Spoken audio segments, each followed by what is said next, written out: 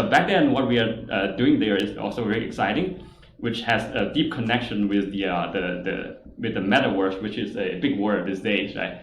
So what we are trying to achieve is that when you're putting on a headset, whether you can immerse yourself inside a computer game and be able to see the game action unfold in front of you, right? Just like sitting on the first row of the NBA court to see that the player, playing the basketball in front of you. So there are, it turns out a lot of the algorithm I learned from my PhD study was able to apply there. So that and there we developed a few technology to be able to compress the video stream, and so that a 4K stream can be delivered right to the home computer, and then to be displayed in front of people's eyes and with very high resolution, right? So that's one of the main technical challenges and the breakthrough we made back then. That's right, and it was pushing 4K, per right. eye. Per eye, right. Per eye resolution, and remember this is 5 years ago. 5 years ago, right. That's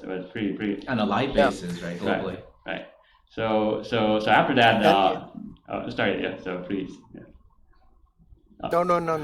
Go ahead. Right. So after that, in 2017, because when we when we are researching about the video delivery for this 4K, 8K stream, VR streams, then we find that delivery was a bottleneck. So this where get into these decentralized. So before my time joining the company, but a lot of things Mr. JE were creating were very groundbreaking, but simply too early. And so you build something very cool, but no one uses it, whether it's lack of hardware adoption or the narrative is just not there, or the other building blocks you need like easy value transfer through crypto is just not there 5-6 years ago.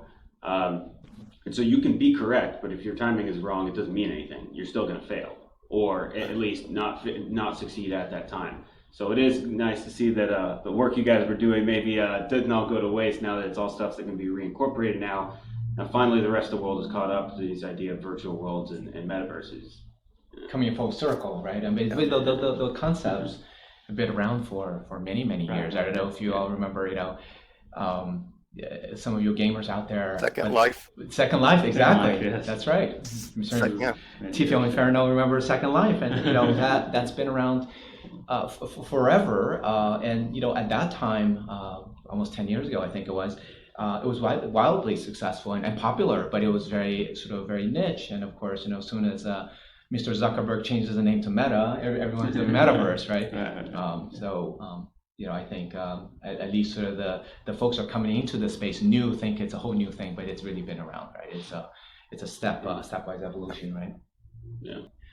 Yeah, to me, the third piece of the puzzle will be the technology. So what got me really excited is to continue the technology development so that the Theta can really power the metaverse, can really support tens of thousands of decentralized apps, and to cater even billions of users, right? So I think it's really sort of all these sort of things are sort of coming together in a really interesting way, and the whole metaverse conversation also becomes a big part of that, right? Especially with these brands, right? They're all thinking and trying to figure out how to play within that. And so it's these things. It really does feel like honestly, sort of in sort of the years that we've been doing this, a lot of these pieces are sort of coming together, right? And so to have a competitive advantage, in those parts where you're developing really hard technology, JE and the team, and more importantly, as we talk to these large corporate partners and the media brands, and the reason that we're able to bring the Googles and the Samsungs and the Sonys as enterprise validator, the reason we're able to bring these great brands like Jukin Media and many others that we'll announce, as partners, is because the patent portfolio, which is now approaching about a dozen, I believe, give or take, patents across the original VR metaverse. I guess I could say that now. Original metaverse, and thanks to Mr. Zuckerberg. I mean, the original patents that we filed continues to be important to us, just because they were forward-thinking patents, and in fact, a lot of them still are very innovative in the way that we utilize specialized way of rendering and combining and stitching and 360 and the whole concept of taking the virtual worlds and placing them and having identity and presence, all those things kind of comes into play in the metaverse environment. We will continue. In fact, I think one of the things that you'll begin to see is, we started with the VR metaverse stuff, and we focus a lot of our patents around the interactions between our blockchain and streaming. But I think as we go into next year, you'll begin to see a lot of our work sort of combining all those elements around and digital, non-fungible, right now NFTs as with the Theta patent, digital rights management, combining a lot of those components and a way of enabling these DRM with blockchain and streaming and metaverse and identity and presence, and all those pieces becomes really super important. Again, going back to the Web3 building blocks, and each of those areas and our approach to bringing those together becomes patentable.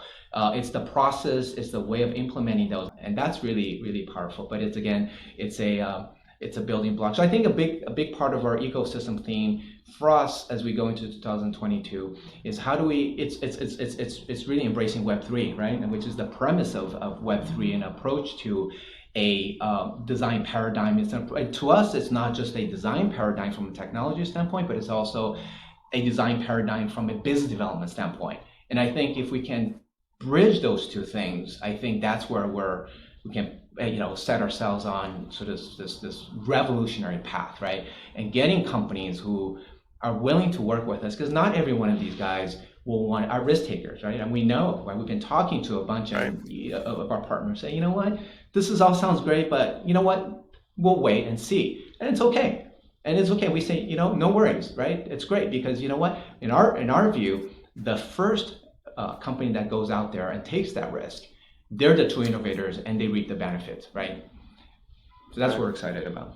And so, I know we've received, some criticism from, some of our community members, that we're going to NFT space now, we're doing, DeFi, we're doing this, or we're doing that. But in our view, these things come together in a real nice way. And I think that's going to become more and more clear in 2022, that these are not disparate things, these are not disparate businesses, but these are integrated components, right? The Web3, again, the design paradigm from a business standpoint. I'm not even talking about from a technology standpoint, JE focuses on, but from business standpoint, it means that we can come up with a solution with something that our partners and customers can put their arms around and say, this has real value proposition, this has real value to us, and therefore we will adopt it, right? And at the end of the day, it's about adoption.